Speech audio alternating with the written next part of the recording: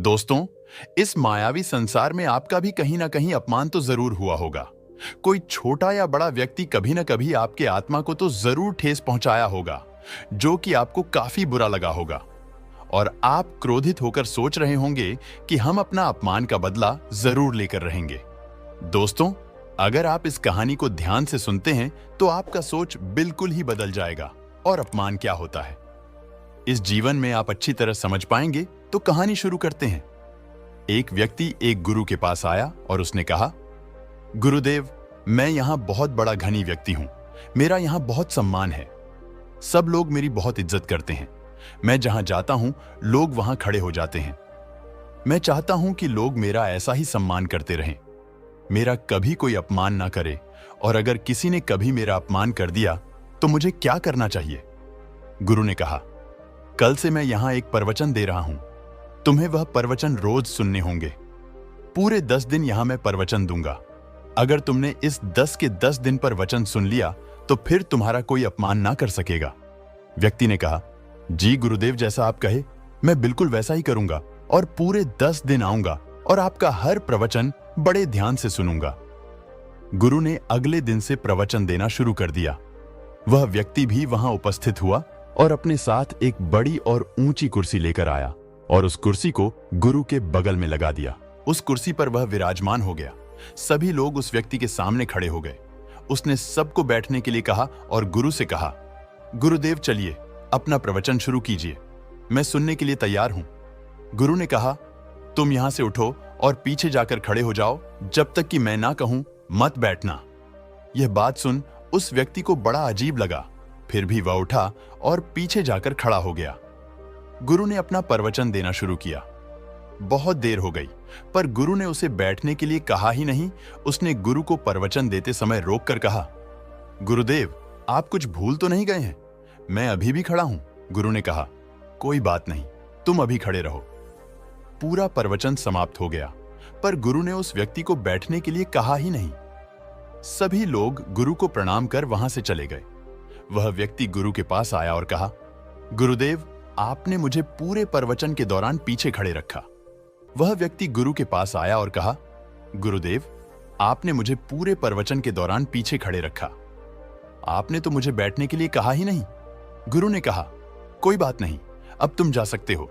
वह व्यक्ति फिर से अगले दिन गुरु के प्रवचन में आया और अपनी उस ऊंची कुर्सी पर बैठ गया और गुरु से कहा, गुरुदेव, कल का प्रवचन बहुत ही बढ़िया था। आज का प्रवचन शुरू करें। गुरु ने कहा, बिल्कुल, आज का प्रवचन मैं शुरू करूंगा, पर इससे पहले तुम वहां पीछे जाकर खड़े हो जाओ और जब तक मैं ना कहूं तब तक मत बैठना। उस व्यक्ति को बहुत अजीब लगा। इतने सारे लोगों के सामने जो लोग उसका इतना सम्मान करते हैं कि इसके आते ही खड़े हो जाते हैं। वह सब लोग बैठे रहे और वह पीछे खड़ा रहे। फिर भी वह पीछे जाकर खड़ा हो गया। गुरु ने इस बार भी उसे बैठने के लिए नहीं कहा। पूरा प्रवचन समाप्त हो गया। अब वह व्यक्ति बहुत परेशान था। उसे समझ नहीं आ रहा था कि गुरु उसके साथ ऐसा क्यों कर रहे हैं। वह उसे बैठने क्यों नहीं दे रहे। जब वह रास्ते पर चलता तो उसे लगता कि सभी लोग उसे देख रहे हैं, उसका मजाक उड़ा रहे हैं। उसके मन को बहुत ठेस लग रही थी। आखिरकार तीसरे दिन उसने निश्चय किया कि मैं आज बैठकर ही रहूंगा, चाहे गुरु कुछ भी कहे। आखिरकार मेरा भी तो कोई सम्मान है। मैं इस नगर का सबसे धनी और सम्मानित व्यक्ति हूं। तीसरे दिन वह फिर से गुरु के प्रवचन में पहुंचा और अपनी ऊंची और बड़ी कुर्सी पर बैठ गया। गुरु कुछ कहते इससे पहले ही वह बोला, गुरुदेव, मैं यहां एक सम्मानित धनी व्यक्ति हूं। आज मैं पीछे खड़ा नहीं रहूंगा। गुरु ने कहा, कोई बात नहीं, तुम यहीं बैठो। यह सुनकर वह व्यक्ति बड़ा खुश हुआ। गुरुदेव वहां से उठ गए और पीछे जाकर बैठ गए। सबने उनकी ओर ही मुंह कर लिया और वह व्यक्ति पीछे कुर्सी पर ही बैठा रह गया। यह देख वह व्यक्ति क्रोध में तपने लगा। वह वहां से उठकर चला गया और गुरु से बदला लेने के बारे में सोचने लगा। उसने एक तरकीब सोची। वह एक दूसरे गुरु को उस नगर में लेकर आया और उस नगर में उस गुरु के बारे में प्रचार करवाया और यह भी कहा, जो भी इस गुरु से प्रवचन सुनने आएगा उसे 1 सोने का सिक्का मिलेगा। उस दूसरे गुरु के प्रवचन शुरू हो गए। वह व्यक्ति गुरु के बगल में एक बड़ी कुर्सी पर बैठ गया।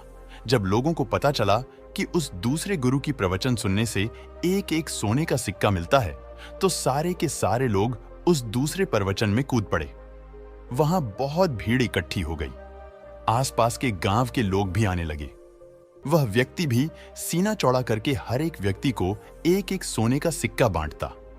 वह सभी लोग उस व्यक्ति की जय जयकार करते, वह दूसरा गुरु भी उस व्यक्ति की प्रशंसा करता। सब कुछ बहुत अच्छा हो रहा था। 9 दिन गुजर चुके थे। उस व्यक्ति ने सोचा, उस गुरु के भी हाल चाल देख लेता हूं, इसने मेरा अपमान किया था। वह उन गुरु के पास पहुंचा तो देखा कि गुरु वो आज भी प्रवचन दे रहे थे। उनके सामने दूर पीछे एक व्यक्ति खड़ा था और वह केवल उस एक व्यक्ति को ही प्रवचन दे रहे थे। वहां कोई और नहीं था और वह व्यक्ति बहुत शांति से गुरु का प्रवचन सुन रहा था। वह धनी व्यक्ति बहुत अखड़ता हुआ गुरु के पास पहुंचा और कहा, क्यों गुरुदेव, मुझे अपने पास कुर्सी पर नहीं बैठने दिया था ना आपने? अब मैं आपसे भी बड़े गुरु के पास उनके साथ बैठा हूं। सभी लोग उनके प्रवचन सुनने आ रहे हैं। सभी लोग मेरी जय जयकार कर रहे हैं। गुरु मुस्कुराए और गुरु ने कहा, जाओ अपनी जय जयकार कराओ, मुझे अपना प्रवचन पूरा करना है। उस धनी व्यक्ति ने कहा, आप किसे प्रवचन दे रहे हैं? उस एक व्यक्ति को, और उसे भी वहां दूर खड़ा कर रखा है। मैं उसे भी अपने साथ ले जाऊंगा, फिर किसे प्रवचन देंगे? गुरु हंसे और गुरु ने कहा, ले जाओ। उस धनी व्यक्ति ने पीछे खड़े हुए व्यक्ति से कहा, चलो मेरे साथ इनसे भी अच्छा प्रवचन मैं उन दूसरे गुरु से दिलवा रहा हूं, और अगर तुम मेरे साथ चलोगे तो मैं तुम्हें एक नहीं 100 सोने के सिक्के दूंगा। उस व्यक्ति ने मना कर दिया।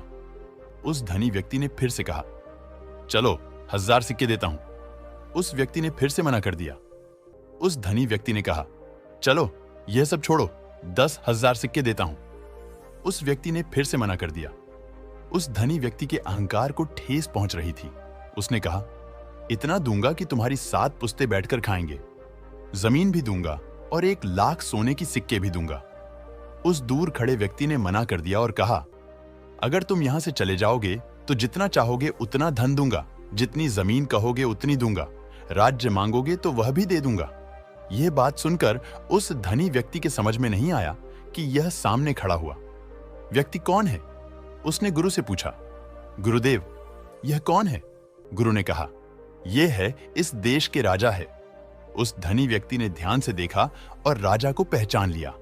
वह सीधा राजा के चरणों में गिर गया और कहा, महाराज माफ करें, मैंने आपको पहचाना नहीं था। तब गुरु ने कहा, क्या राजा के चरणों में गिरने से तुम्हारे अहंकार को ठेस नहीं पहुंचती? क्या तुम्हारा सम्मान नहीं घटता? उस व्यक्ति ने कुछ नहीं कहा। तब गुरु ने कहा, सुनो, जब तुम आए थे उसी दिन ये राजा भी मेरे पास आए थे। इनका प्रश्न भी वही था जो तुम्हारा था। जो मैंने तुमसे कहा था वही इनसे भी कहा था, पर यह अभी तक वही खड़े हैं जहां मैंने भी खड़ा किया था, और तुम वहां खड़े हो जहां तुम खड़ा नहीं होना चाहते थे। तुम्हें तो अपनी प्रश्न का उत्तर चाहिए था और तुम किस खेल में लग गए? राजा ने कहा, मित्र, मैंने 9 दिनों में सीखा कि हमारा अपमान नहीं होता। हमारे पद का, हमारी प्रतिष्ठा का अपमान होता है।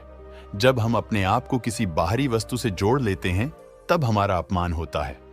मैं राजा हूं तो मेरे चरणों में गिरने पर तुम्हें कोई आपत्ति नहीं है।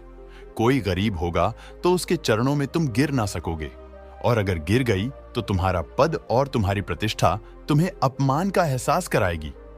हमेशा अपने स्वाभिमान और अधिकार की रक्षा करो, अपने अहंकार की नहीं। जहां मौका मिले अपने अहंकार को टूट जाने दो।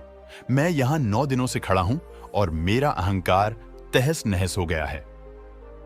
मैं एक साधारण व्यक्ति बन गया हूं जो एक राजा भी है। इससे पहले मैं एक राजा था जो एक असाधारण व्यक्ति था। इसी अहंकार के कारण मुझे छोटी छोटी बातों में भी अपना अपमान नजर आता था जो आज नहीं है। यह सुनकर वह ध्वनि व्यक्ति गुरु के चरणों में गिर गया और उसने गुरु से माफी मांगी। दोस्तों, यहीं पर यह कहानी समाप्त होती है। हमें उम्मीद है कि आपको अपने सवाल का जवाब जरूर मिल चुका होगा। अगर यह कहानी आपको पसंद आई हो तो आप हमारे चैनल को सब्सक्राइब करना बिल्कुल ना भूलें।